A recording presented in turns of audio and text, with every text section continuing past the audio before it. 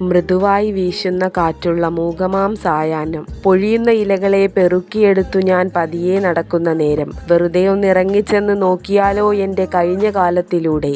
മനമത് ചിന്തിക്കുവാൻ കാരണം മറ്റൊന്നല്ല, എൻ്റെ കരങ്ങളിൽ മയങ്ങുന്നിതാ എഴുത്തിൻ്റെ ആത്മശരീരം. പിന്നെ വൈകിച്ചില്ല, ഞാൻ ആ പുറംചട്ട മെല്ലെ തുറന്നൊന്നു നോക്കി. ശോകത്തിൻ ഗന്ധം പരന്നെങ്ങും അവിടെ കാറ്റു വീശിപ്പരക്കെ. തണുപ്പരിച്ചിറങ്ങുന്ന താളുകളാകവേ മിഴികളോടിച്ചൊപ്പം നടന്നു. അഴലിൻ സമുദ്രമോ ആഴിതൻ ആരണ്യമോ ആകസ്മികം മാത്രമറിഞ്ഞു. ഞാൻ എൻ്റെ കവിളിലായി മെല്ലെ തലോടി, സ്വയം എന്നെ ചേർത്തു പിടിച്ചു. ഞാൻ എന്നെ കണ്ടവിടെ ദൈന്യമാ മുഖമാകെ കണ്ണീരീറനണിഞ്ഞു. വരികളിലൂടെ ഞാൻ വേഗം നടക്കവേ വിമൂകത തങ്ങുന്ന പാതയോരങ്ങളിൽ കാതു തുളയ്ക്കും ചീവീടിന്റെ ശബ്ദം. നിശബ്ദത നിഴലിച്ച മരക്കൂട്ടങ്ങളോ ശ്വാസം പിടിച്ചു നിൽക്കുന്നു. വേഷപ്രച്ഛന്നയായി എവിടെയെങ്കിലും പോയി ഒളിച്ചിരിക്കുവാൻ നെഞ്ചു വിങ്ങി. കാവ്യങ്ങൾ ഇതളിട്ട പൂമരച്ചില്ലകൾ തണലേകുവാൻ വെമ്പി നിന്നു. നിലത്തുകിടന്നയാ അനാഥരാം പൂക്കളെ വാരിപ്പെറുക്കി ഞാൻ ഓടി. തിരികെ എത്തിയൻ ചില്ലുജാലകം വഴി വെറുതെയാ വിജനതയെ നോക്കി. അവിടാകെ ചങ്ങല പൊട്ടിച്ച ഭ്രാന്തമാം കാറ്റെന്നെ തിരഞ്ഞലയും കാഴ്ച ഞാൻ കണ്ടു.